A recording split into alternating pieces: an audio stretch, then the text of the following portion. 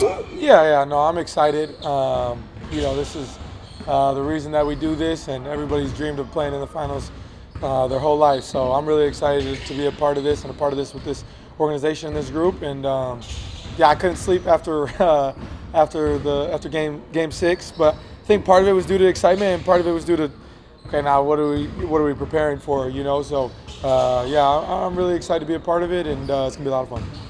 Curious, what's the first NBA Finals you remember watching as a That's kid? a great question. That I truthfully remember, 2011, Heat Mavs. That's the first one I can say I really sat down and truthfully remember. And I hated Rick for that. And so the fact that I'm here with him is it's pretty full circle. So it's exciting. And they were prohibitive underdogs too. Yeah. No, it's definitely cool to see. And like I said, I definitely couldn't stand Rick and the Mavs in that time. So it's definitely full circle and really cool to be a part of with him. And I ask these guys questions about that 2011 run all the time, and I have since I've gotten here. And now be able to create runs of our own has been a lot of fun. When you talk to them about that, what do you hear them missing something you've been able to use? Yeah, I think the biggest thing is I think they went into that situation similar to how we've went into a lot of our playoff runs of just being the underdog and knowing that a lot of people weren't picking them and just kind of going into it with I don't know a better way to put it than kind of with like an effort mentality. Sorry, I didn't want to cuss, but I had to right there. I didn't know how to get it across. But just kind of going into it that way, and as long as the guys in our locker room and the people in this building believe, then anything is possible. So we're really excited about the challenge. It's a really good team in front of us, and no quote-unquote expert or analyst is going to pick us, and that's okay. We like it better that way, and it's going to be a lot of fun. Ty, when you first got here, you talked about obviously wanting to beginning of your career, want to stay in Sacramento. You're here now. 2 years in, when did you know? Okay, this feels like my team, my city type of thing. Like, was it from day one, or is that a cliche just because you had to say that because you got here on day one? Yeah, no, I mean, I knew that getting here, I knew I was going to have to establish like myself for me to claim that this was my city or my team or anything. Right? I had to prove more of myself individually and have more success, which I feel like I've been able to do. And I think that all the teams here were kind of struggling a little bit, but now we're all on the rise, and that's cool to see with what the Fever are doing. Hopefully the Colts can have they're planning on them having a good year this year as well. So I don't look at it that way by any means. I think that I'm a mainstay, here in Indy, and I'll be a mainstay in this organization for a very long time, and that's exciting for me. But just to be a part of the growth here as a sports city has been a lot of fun, and just want to continue to make more memories for Indy sports fans, and just continue to leave my legacy here. So that's the biggest thing. But yeah, when I got here, I had the dream of that and being able to accomplish that, but it definitely takes time, and I think that comes with individual and team success, and I'm fortunate enough that I've been able to have some of that. But the plan is to have a lot more moving forward. So definitely still just keep my head down and keep working. Ty, this group has become very adept at adjusting after losses. What do you see here in practice and film work and all that keeps one loss from turning into 2 or 3? Yeah, I think just a sense of urgency. I think we had such a poor start to the year that we kind of had to approach it like, let's just approach it one game at a time. And, every loss I think felt bigger because of what our record was at the time. And I still feel that way. Every loss feels so big because it's playoff basketball, and if you give one away, you don't want to give two away. So I think that's just part of the resilience of this group, but also I think the basketball minds that we have here. Coach Carlisle and our staff are really brilliant at making adjustments and continuing to adjust on the fly, which has been really big for our success. And I think that when we lose, we typically get reamed in film, and our film study just intensifies even more. And I think that that leads to success for us. Excuse me, wait, question on the side over there. Question to the left. Excuse me. Yeah. I can get 2 bacon cheeseburgers and fries from Culver's. I got you. Text me your full order, please. Yes, sir.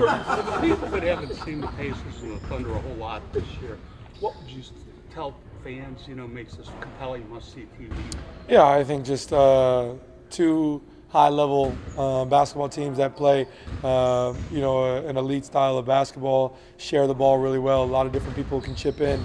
I think that's the exciting part about this. I don't want to say it's like a passing of the torch by any means, because the old heads are still here and they're still all playing very well. But definitely to see two young teams, two young organizations, fighting with a chance to win a championship, I think is a very big deal.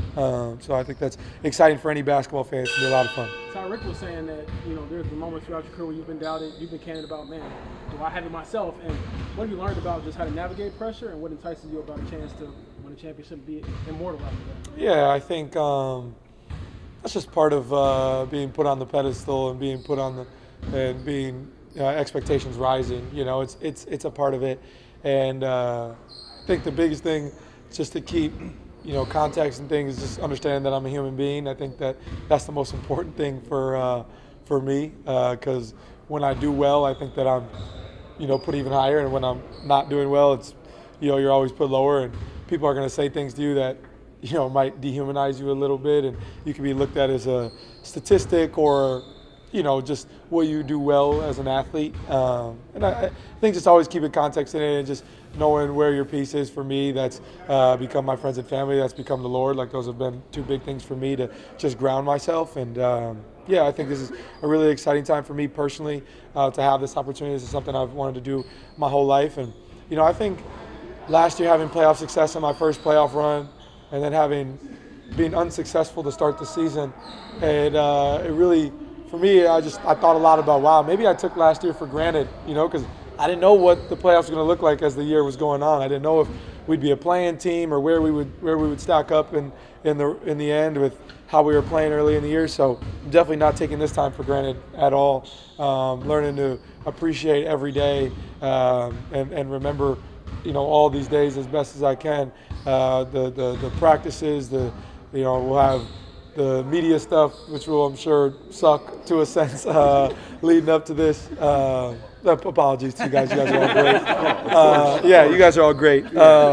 But no, I think just learning to appreciate that, man, and just be where my feet are. And, I think, of course, it's easy, human nature, to set in and be like, yo, we're 4 wins away from winning a championship. All we got to do is this, that. We're going to be a champion. And this is what the parade's going to look like. It's easy to do that. But just trying to be grounded and be where my feet are and take it a day at a time, because, if we're able to do, what we set out to do, it'll be a really special feeling. Has Pascal or Thomas Bryant, I don't know if you have any other guys who've won rings, but have they talked with you guys about what to expect and what this is going to be like? Yeah, we talked about it yesterday in film, as far as all the distractions, all the things that come with playing in the finals. We've had many conversations with it. I've had many conversations with Pascal leading up to this, just in passing, just randomly sitting on the plane. Tell me about this game in that playoff run. I think that's part of it, and I'm really excited about it. And we just continue to create more memories and do more stuff together. And I'm sure the finals format, as far as media and all that stuff, has changed. Not that Pascal's old, and not that was a long time ago, but that was 6 years ago. So I'm sure some stuff has changed, but the main thing remains the main thing. The emotions, the energy in the building is going to be a lot of fun, and that's something we've talked about a lot. So I'm looking forward to it. More about the building. You guys have been great road warriors. The Thunder have been one of the best home teams in the league. How have your ability to steal games? How do you think that's going to help you in the highest stakes environment you've had? Yeah, it's exciting. I think we've had, like you said, we've had a lot of success on the road this playoff run. They've had a lot of success at home and really everywhere all year. So I think it's just about approaching a day at a time. We know the environment is probably going to, not probably, it's going to be the best road environment we've seen all playoffs. So we got to be prepared to go in there. Obviously, our organization is doing an amazing thing, bringing our full-time employees. They got a family plane that they're bringing. That's going to be a lot of fun to have our families and stuff there.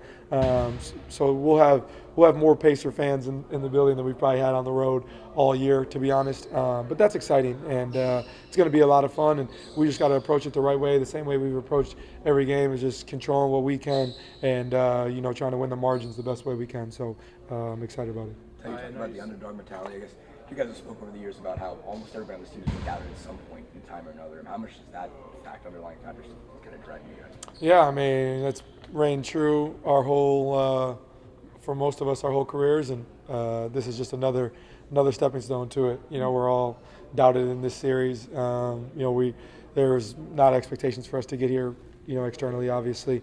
So we're just trying to approach it the right way, just approach it the way we've approached every game, the way we approach every day. You know, that nobody's expecting us to win except for the guys in this locker room, we believe. And, you know, I think that's the exciting part about it is, you know, when you get to prove people wrong, that's exciting. So, you know, this is a great team that's in front of us, and it's going to be a great challenge. They're well coached. They're really, you know, together group.